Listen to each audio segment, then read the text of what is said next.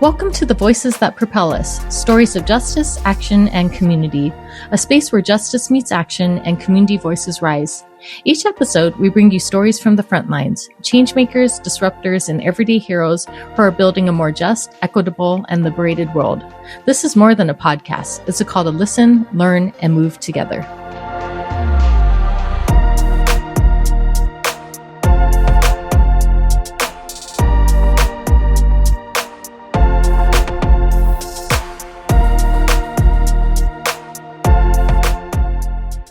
You're just listening to music from the incredibly talented Stephen Kong.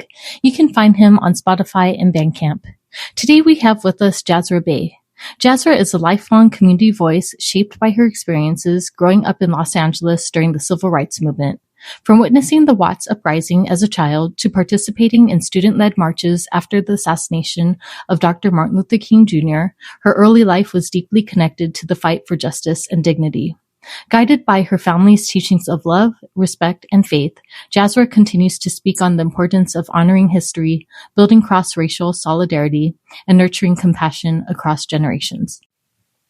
Okay, well, hi, Jasrah. It's really nice to be here with you today. I'm really honored that you're taking the time because, we've spoken and, I really appreciate all your insights and just wisdom and everything that you've done. I think you have like this unique perspective that I'm really excited to delve into this. But how are you doing today?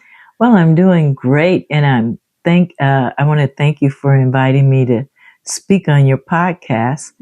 And I hope that, what I have to say can help someone or enlighten them or maybe tie into some of their perspectives of the time that we'll be talking about. Yeah, no, I appreciate that. And I know that it's going to be wonderful and I'm excited about our conversation. But, what I want to talk about, I know that you've been involved with like the 60s movement, civil rights movement, and I just want to be able to have this conversation and tie it into today. So just to start off, can you share a bit about your early life and what led you to become involved in the civil rights movement during the 1960s?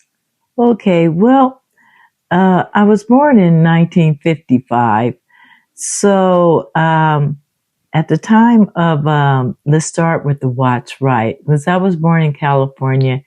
My parents come from the South, Texas and Georgia, and they traveled a lot from New York to California, and they decided that they would, they like California. And as I've grown older, I understand why they chose California, and actually I'm pretty blessed that they chose California to raise me in because I have more of a liberal, loving attitude. So in the 60s, I sort of went back and checked the dates. And so here was something that was pretty dramatic for me. I think that this is where my awareness started. My parents brought me up to love everybody, and it was never about a colored thing. I loved everybody. And I started seeing, but I didn't understand at 10 years old when the Watts riot started, and I think that was in 1965. And I really didn't know what it was all about, but I was this kid that was sitting in the back seat. My father, had a janitorial business, and he would have to go, it was sort of family operated, and he would have to go to Watts to pick up, my great aunt, and, they all worked together, cleaning, office buildings and doctor's office. And that was like the beginning of his business. And I'm sitting in the back seat and I'm just watching all these people throwing like Molotov cocktails and, just acting. I mean, they were just like going crazy. And I'm sitting in the back seat and I'm trying to get an understanding. But my parents couldn't really tell me what was going on other than to get on the floor of the back seat and don't look up because they had to make it through the actual riots to pick up my great aunt. And then by the time they let me sit back up, well, we were in another complete area. And I just heard them talking a little bit, but my understanding really wasn't there because I was just a kid, 10 years old. You would think that I would be more, I was very aware of things, but I didn't have the story, the bylines, like what's going on. And so that started some of my knowledge. And then as me being an only child, I was always around adults. And they always watched the news. So I was starting to get more information, but I still didn't understand. My biggest question was then, and it still is now, but I have a better understanding why they did it. Why were they destroying the area that they lived in? Why were they destroying it? And it was like, they were like, the white people this and the white people that. And so I'm thinking, well, why didn't they go to those really nice areas in the white area and burn it up? And now, okay, the riots is over and all these businesses is all burnt down. And this is where we had to live. So, like I said, my understanding wasn't that great, but it was a lot of things going on in the 60s, and I didn't understand that we were still really fighting for our rights, our freedom.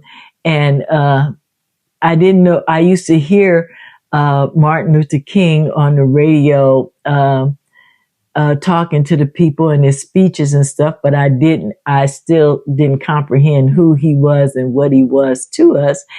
And by the time I started to really understand what it was all about, now we've moved forward, and I'm in junior high school. And that particular day that he got shot and killed, we were at school, and I guess the teachers, and at that time, the school that I went to, it wasn't that segregated. Pretty much the school in my area, like I didn't understand about the red line.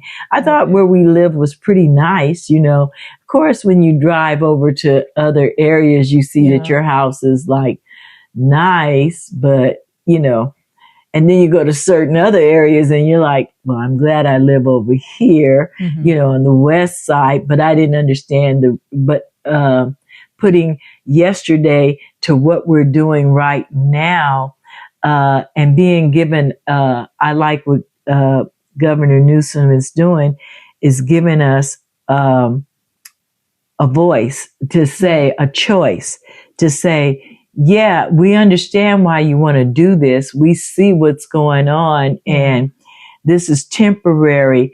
Let's go for it, because me at this age now, I have a lot of anxiety in me from living in California all my life. And after Martin Luther King got killed, and the South was just in an uproar, but it wasn't as bad. It was like marches broke out everywhere, and we did have some protests and things in California, but nothing like what was going on in Alabama. And, burning of the churches, the bombs, and it was nothing like that. And the kids, we were in junior high, and when it's like, this is when gangs became, started and became more prevalent, like the Crips and stuff, sort of started at that time when the kids heard that Martin Luther King had got killed. This was our leader, our Black leader that was trying to, do things peacefully. He was a good man, full of love, full of God, and trying to find a way to help us to get our freedom from generation to generations, but never trying to be violent against another race of people. And so the kids just went crazy, and everybody wanted to get out of school that day. And I was more or less a follower than a leader because I still didn't have quite the understanding, but I knew everybody wanted to get out of school, and to the point where kids, okay, you're not going to let us out the front door. We're going over the fence. And so I think that that's when, I became more involved in what was going on because so here we are, a whole school. We've climbed over the fence. We've gotten out and we marched. And we marched from, let's say, Florence to Manchester. And that was like a good little walk for us. And it was like, and we marched to this park, and everybody just filled up the bleachers, and whatever the kids were at that time, they became like our leader. And so we were having all this, but it was crazy. And so that's like I said, some of the ones that's dead now, that's where their birth came, and they just was sort of thrust because they were like the rebel rousers during that time. You want to say the bad kids was always into something at school, always into fights and stuff. So we sort of made them our leader for for that day. But my mom came looking for me, and and they found me, and it's like, you come. And so that was the end of my revolution at that time. Okay. And then we sort of went underground with it, but I wasn't a part of the Crip gang. I lived in that area, so it's just like, even now, this block is this gang, this block. And that's where all of that started, was in that time. So to give show you how coming up was. So my parents wanted more for me, and we lived in a demographics, didn't understand this was the area that we had to be in. But we also...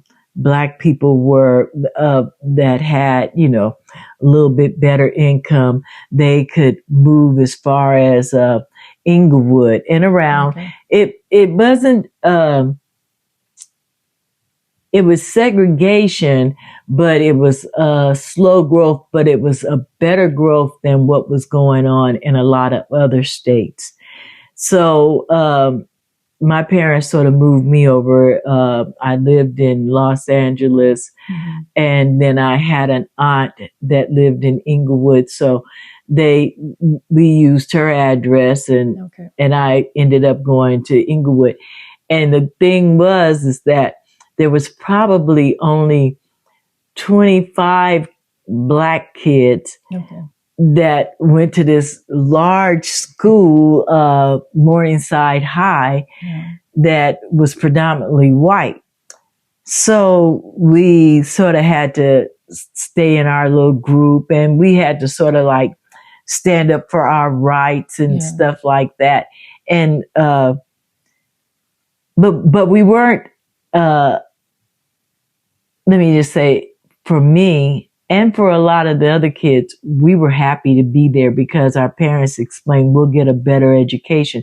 Because in the Los Angeles area at that time, our books and stuff was so like 3-4 years older, where in Inglewood, where the white kids were, they had all the up-to-date learning. And so my parents wanted me to get a better education. And we had some problems. Some of the kids would get so frustrated they set the trash cans on fire. That was our little way of rebelling against the prejudiceness, and eventually the white kids there, because during that time is when the hippies, the Woodstock and everything started, which was absolutely great for me and for a lot of other Black people and kids, because the hippie stage was more about love. And that's why they had the big thing at Woodstock, and it was everyone was welcome. Every race was welcome, and it may have had a lot of drugs in there, marijuana and whatever.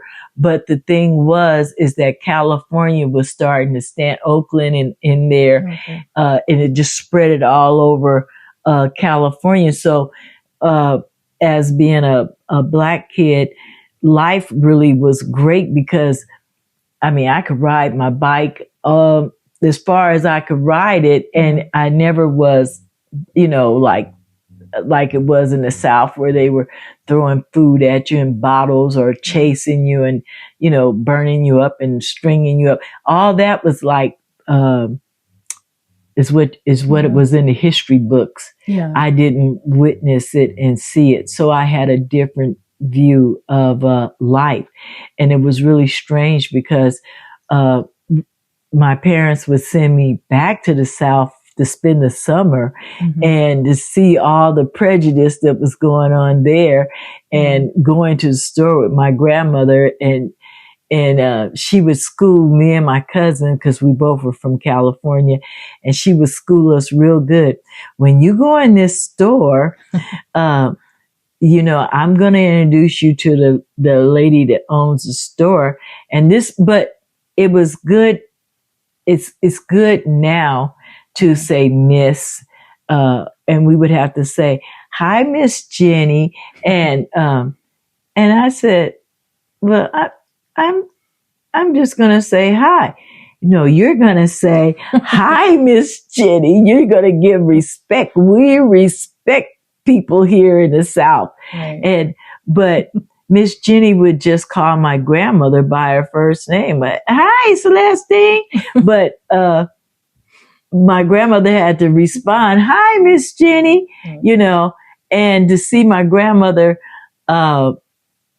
taking in working in white people's house, like she lived in Dallas, and the houses that she used to go and clean and take care of the white families was no better than the house that we lived in California. I couldn't understand it.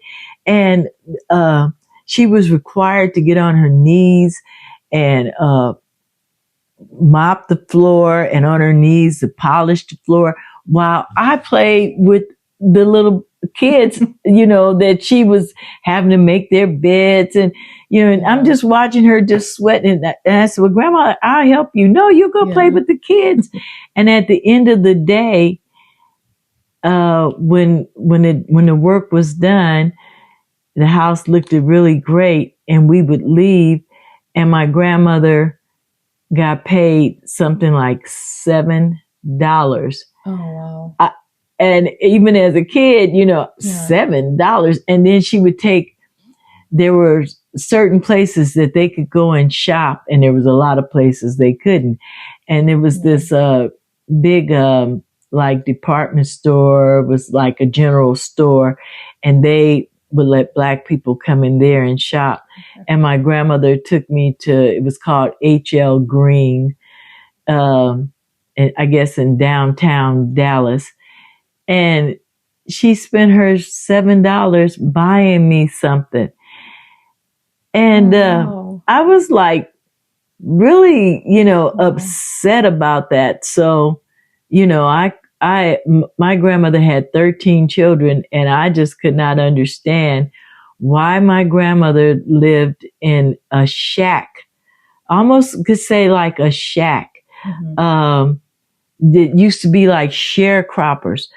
My mother, this is how slavery was always implemented.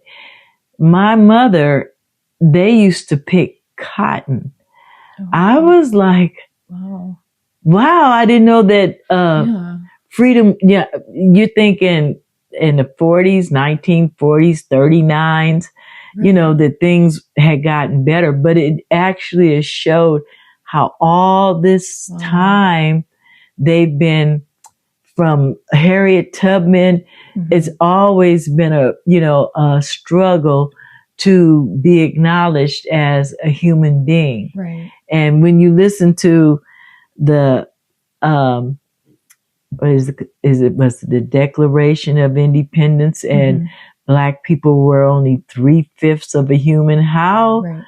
you know, 3/5 of a human? Wow, okay, Yeah. or three, you know, Yeah. that's like, and so because of that, we've always evolved and had to fight to for civil rights to be equal. Yeah. When we were constantly, they were taxing us like they was taxing everybody else, you know. Okay. So that was a lot of the 60s, and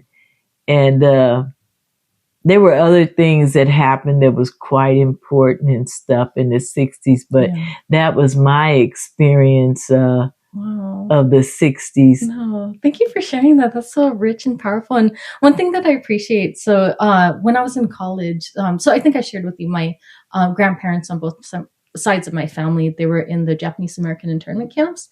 And I think that experience of like injustice and racism, it really sparked that activism in Japanese Americans. And actually, what I learned was that during the civil rights movement, they had so much influence on like Black power and stuff. So they actually called themselves bumblebees. They're like, oh, we're yellow with Black influence. So yeah, I was just wondering, have you experienced during that time like interracial solidarity? Oh yeah, definitely. Mm-hmm. And actually more with the Japanese people. We, you know, just like what we're trying to do now is like it says, turn our Black dollars more within our, you know, whatever we're selling. And during that time, we used to support Japanese. Oh, cool. We supported a lot of different races. We would shop with them. Okay. And they always, prices was always Mexicans, was much better. Products was pretty good. Yeah. Now, the problem that I saw, and I even see it to this day, is that we spread our dollars with everyone. We don't care if you're white, you're Black, you're Mexican, you're Chinese, you're Japanese, or Korean. If you got what we want, we don't have a problem with doing it. Yeah. But other races, such as your own, they could not find anything that we had that they would come and share their dollars. And that's how come their money power has always, to me, been greater than ours, because, but that was something that took place all the way back from the time of our people being brought here from Africa, was to divide. Right. They stopped us from speaking our language and making us speak English. Whereas when Japanese and Chinese and even the Mexican race, they kept speaking their language to their children, even if they had to learn English in the home front, they would speak their language. Well, being that we were like the first slaves outside of the Indians, you know, we spoke English, you know, we didn't hold on to, there were some Africans that held on to their culture. But as our race became more diluted, like, you know, a little bit of history on my father's side, and this had to have been, she wrote when she was born, and I think she was born like at the end of 1800, but she had learned how to read and write. Wasn't the best, but she wrote what happened to her, and she wrote that her last name was Sullivan. So that tells you, as you go through Ancestry.com, okay, that had to have been an Irish person or something, Sullivan. And they were separated from their family. She knew her mother's name. She knew which plantation she was taken from. and she was taken to a plantation in South Carolina, Draco plantation. She wrote it, and that's how, I know it must be true. Yeah. And she had 7 children. Her first husband, I guess she was with him at the Draco plantation, and she had 2 sons by him. And the slave owner took him and the 2 sons and sold them off to another plantation. Wow. And so he died. Her first husband died there, and her sons, through breadcrumbs or however they did it, they remembered where their mom was. Okay. And eventually, when the freedom and everything came, like a real Harriet Tubman, which may sound like a story that was made up. No, it was pretty true. And they went back and stole their mom from the plantation, which in turn, I guess is why I'm here now, my father, and they migrated to Georgia. And my grandfather, he was Seminole Indian, and he was full Seminole Indian. Okay. And he also, they were Indians were slaves too, and put into the military. The story sort of chorused, and then there were Japanese people and Chinese people that was migrated into the slave quarters, and they brought many gifts of knowledge from their country to this country. And so that's why, for me, I thought that life would be better after I got, grown. I taught my children, we studied some of the history, wanted them to know, because it's sad that we really do have to give our kids this talk about when the police come, how you must have your hands. You would have thought that would have just been in the South. It's everywhere, and how to maneuver through this life, and how by me saying Miss Jenny and Mr. So-and-so, that they like that. Okay. That's proper English to them. That's mannerisms. They like to be acknowledged that way. So it helped me through life. It helped my father through life. And we also used to communicate with Jewish. Actually, it was the Jewish people that my father connected with that propelled his business. He worked and cleaned all their nightclubs and stuff, but it gave him a good living for us, And so that's a lot about the 60s and part of the 70s, and how I've raised my children, to be respectful and to love, because the Bible says to, and because why not? Why should we hate somebody because of the color of their skin or the slantness of their eyes? None of that stuff makes any sense, because we didn't create ourselves. We didn't make ourselves be what we were. Because if we had it and we didn't know that white power was going to be the power, if we could have said, God, can we be white when we go? Because we want to live a decent life and we don't want to be hated and mistreated, And so that's really and seriously, a lot of kids that came up with me, what was it called? Dr. White's bleaching cream. I sort of remember. Wow. Yeah, they literally used to, we were so, ashamed of ourselves and our natural beauty that we had nothing to do with, So that was the 60s, and it got better presidents, more freedom, Lyndon Johnson, giving us more rights and stuff, I think that had a lot to do with it. And so your question was, how about today? Are you guys on the right path? Yeah. That march that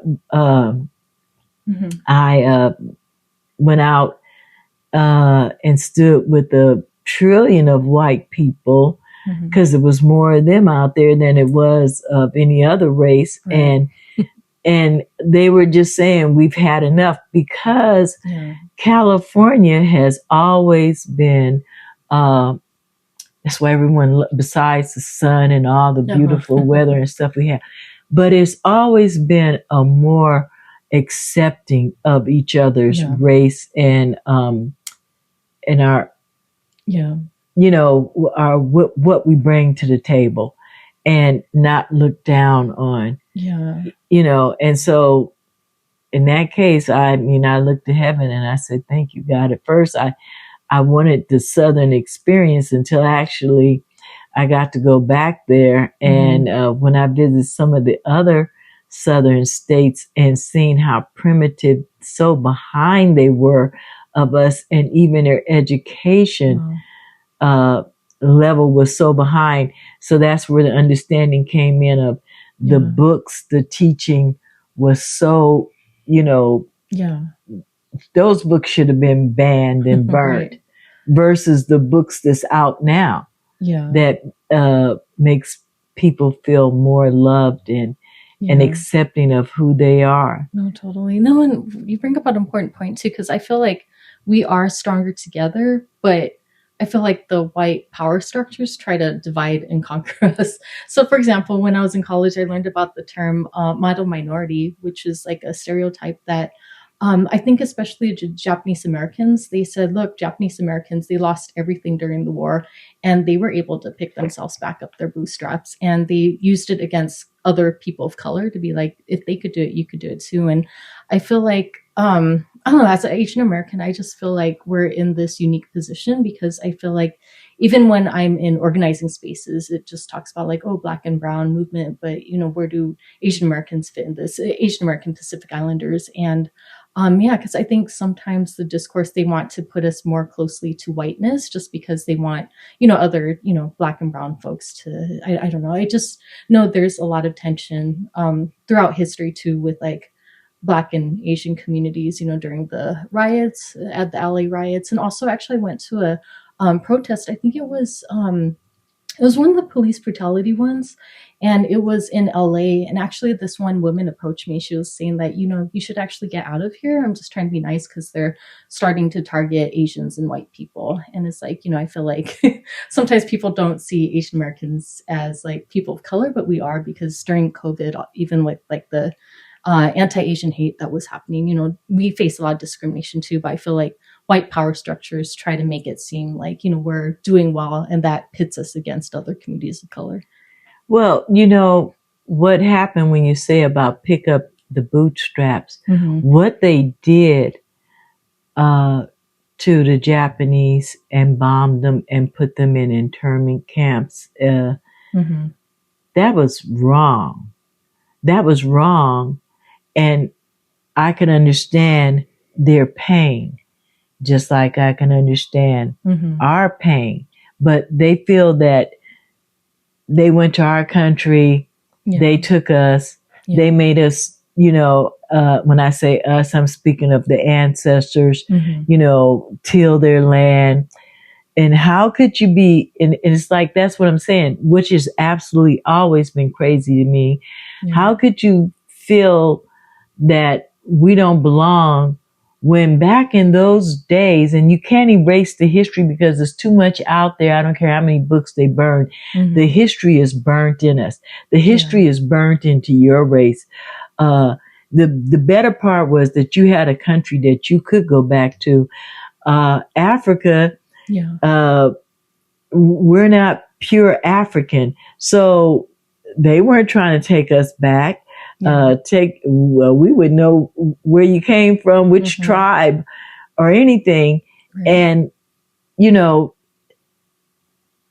they gave you guys restitution for what they did. It may not have been what they should have gave, but they gave you something to get started. And your group of people understood, hey, if I get 20,000 and they give 20,000 to each one of us, we're a race of people. We need to stick together, and we put our money together, and we, piggyback on each other, and we have one store, and then now, and it's the same sentiment of what Mexicans did when they come.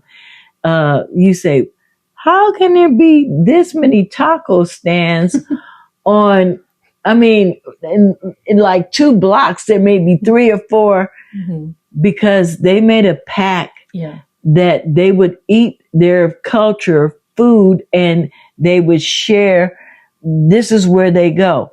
When people laughed about them standing on the corner selling fruit that they picked off the ground because all the better fruit went, and they bagged it up, and they would give you a whole bag of fruit, oranges for $1. Right. So why wouldn't I give them my $1? Right. And they just kept saving up those dollars. Yeah. And they had a whole country that they were, taking their dollars and sending back and sneaking more people in. And who doesn't want to come to a country where the dollar could be more, or could send it back, because they were such a impoverished country, but beautiful at the same time. But they had their problems. Your country had your problems, and your country had became our country because they brought you over as well.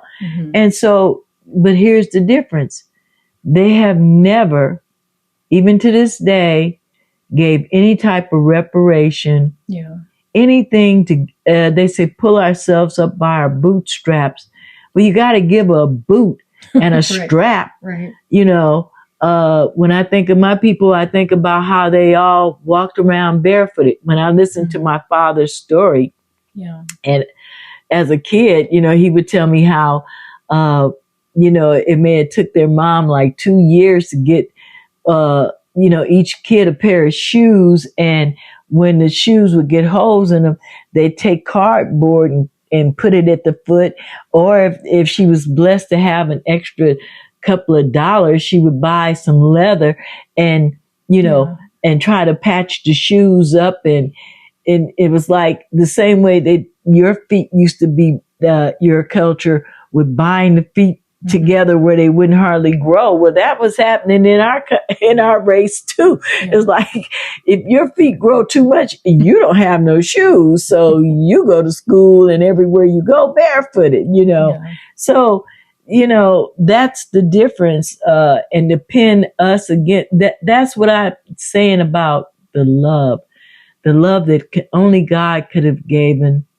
And your religion, doesn't matter if it was Buddha or some of the other, Muhammad or whatever. There was love that was taught, and forgiveness. That was the main thing. Even if the white people in their Bibles, it teaches about forgiveness. Well, they need forgiving for the things that they've done, but we all have a conscious choice. We're not back there anymore. Now we're here. We have a chance of just loving one another. As smart as they are, and we got AI, have they not figured out that there is a supreme being, and we have, there has been, because of the mixing of the races, maybe because of the black nanny, you can't produce milk, but your infant baby needs milk, and he's over here sucking on that tit. Maybe that made the color change, or I don't know. But the thing is, how could you continue with the hate? How could you continue the supreme race? The supreme race is a human race. That's the supreme race. It's not about white, because really and truly, there isn't any white. When you pull out the colors in the Crayolas, and you hold it up to them, it sort of doesn't match, right. And the freedom we help them to cultivate and survive. We Africans, Indians, especially the Indians, the Mexicans, everyone has contributed to this world. And this, like I said, all this divide and hatred, and I, don't bring a black man home, and then your daughter goes and gets a black man, and now you've got a black and white baby, and then you really realize that the baby has nothing to do with it, and half the baby is of you, and the other half is. So it's like God is trying to tell us something, and a lot of, not us, but a lot of people that want to be of a supreme race, they're not getting getting it, and just like, this is something that baffles me. Okay, so everybody wants to go to, you shouldn't abort. You shouldn't abort, so we're going to stop the abortions and we're going to cut all that off because you're God, and you're just in so judgmental and control. And then you cut off SNAP and WIC, and you're forcing them to have children. And, how are they going to take care of the children? Yeah. It's like, they're not thinking things through very much, and they're trying to be God and control our lives when God is not going to have that. He's like, he's just waiting on us to acknowledge him with our whole hearts and believe that there is a supreme being that we cannot see, but we see him in everything. We see him in the evil. We see him in the good. It's their Bible, and in that Bible it says that God created everything, and he also created Satan. And he created Satan to run around and create havoc. And he also says, because I created Satan, I can pull his chain and shut him down when I get ready. And how many of us from generations to generations are going to continue to cry out to God and him not hear? So that's how come he says in their scripture of the Bible, and I can't truly say that they take credit for that Bible. They've taken the original Bibles and distorted it and tried to change some things, but what God wants you to know is what you're going to know. And in this season, he says, if my people would humble themselves and pray, because a lot of people don't believe in God, so they don't want to pray to a God that they don't believe in. And he says, and seek my face, seek the history, get it. It's simple. It's not hard. Then he would heal the land. He'll heal. And this land is sick. It's sick. They were supposed to plant and harvest for 7 years, and then they're supposed to rest the land, and let nature take its course, because that's how awesome God is. He can replenish the earth, but and what else is crazy is, since they're heading us down this terrible path of a big revolution, and so then we're going to end up destroying everything. What are they going to do with all this money that they keep trying to keep in control of? And the minerals, the gold, the diamonds, the everything that they've ever wanted, it's going back to where it came from. Where are they going to spend it? If you kill this earth, you think, you can take it all up to the moon. That's only if God allows you to live on that moon. Right. He's not going to let you destroy one world and go take over another. It may look like, because they got some stations and stuff up there, and they're living with oxygen being pumped in, but they don't have what this world has. Right. And for them to try to run us all off or kill us all, then who's going to be here to tend to them? They're not thinking this through too good. Yeah. And then you can control the body, but you can't control the rest. And that's what people don't seem to get. So they're wasting a lot of time.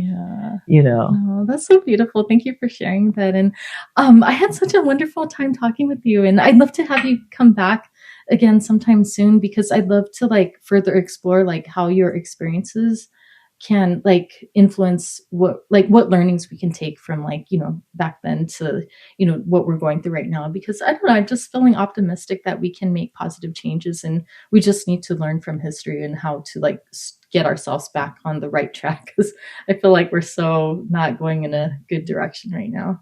Well, and I like to end it, but I like to leave this with you. Mm-hmm. Is through my times of praying and reading the Bible, I took this from it, and it may sound crazy or incomplete, but I took this: if you can love and you can share, you can come to heaven. And to love, those words are easier said than done. Yeah. And when we start learning how to love one another, how to forgive one another, how to share, no one should be without in a land that's plentiful with everything. We should learn how to share. We should step over the boundaries of racism and reach out and help. We have a heart and we hear about what's going on in other countries.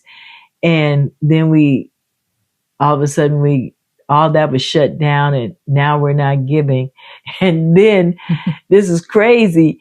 And then now we're starving. That's sort of crazy, right. So I just think I'd like to leave that just something to think about. If we could learn to love each other and share and forgive. I forgive. Most of them are dead, and the ones that's here, maybe they'll take something from this and just forgive. Forgive themselves for what their forefathers did. They weren't here, but they're here now. Right. So you don't have to hide the history. Learn from the history, and let's don't keep repeating the same thing. It sounds simple, but it takes one step at a time. Being in that the big protest that was here in California and all the other states and stuff, and 7 million people came out. And if we have to come out again, just think, we know people that didn't go. So when they see 7 million came out and now what's going on, and you bring one, now we got 14 million. Right. And if you can bring 2, now we're talking 21 million.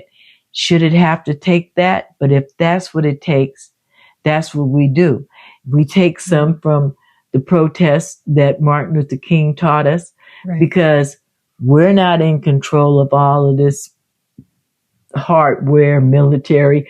We don't want to kill anybody. We just want to be heard. We want to say, stop the violence. That's it. Stop the violence, and share. And share. We're not asking for a whole lot. Just share. So I thank you so much for this time, and I hope beautiful. That I wasn't too wordy. No, but my heart goes into it. What's in the heart will flow out, and it's like, if I could change the world, I would make it a peaceful, more loving world. When I'm looking at these beautiful children of every color, and being that, I used to work for the school district, I dealt with children of every race. And I didn't treat one no different from the other. I loved all of those kids. And you know what? Kids are so innocent and so sweet. before they get tainted. Yeah. This hatred is being brought forward. But when white kids have went to school, segregation was one of the best things that they could do because it gave the white kids a chance not to live on that side of the track and never come over to the other side and vice versa. And then when they got to seeing, oh, well, I was told if I touch you, the black would rub off on me. And when they started saying, oh, but I'm still white and it didn't rub off. And, and then they became friends. Yeah. And it's like, what happened to that generation? Yeah. Did we skip one? Yeah. Because this generation now, the children now are being taught not love like it should be, discipline like it should be. You don't have to whoop them, but you need to teach them what's right and what's wrong, Thank you for saying that. No, and I think that's the reason why I'm doing this podcast too. Like, I truly believe we could change the world with like one story at a time. And I don't know, I just feel like, progressive people, we keep getting demonized by like, the right especially, but it's like every single guest that I've had so far just says that they want like more love in this world. Like, we don't want to tear down or burn down this world. We just want more unity and love. Right. I want to put it out there. Yeah, seriously. And I feel that same way because if we didn't create ourselves, then we didn't give ourselves the mind that we have. Yeah. And when you go back and look at all the things, everything that we could have ever wanted and needed, God has given it to us. Yeah. And he used every race to bring something to the table. Yeah. So everybody has an input into this world. And so we don't need to, keep trying to live separate, but come together and see the greatness that we could really help these other countries. Yeah. Yeah. I gotta hush now. I gotta go. No, thank you so much. I had a wonderful time talking with you. I hope you have a good rest of your day. Thank you. And you the same. Thank you.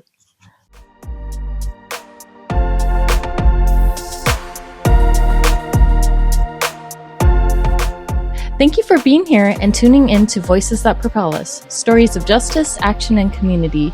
Your presence in this movement matters. If today's conversation moved you, share it, talk about it, and keep the work going. Together, we're not just imagining change, we're making it.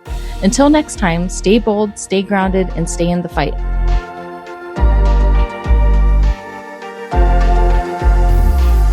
Every time I feel so mad and sad and bad, I say to myself, relax, lean back, it's a brand new day. And every time I feel so down that a frown is all that's on my face, I remind myself to take a breath, it's a brand new day.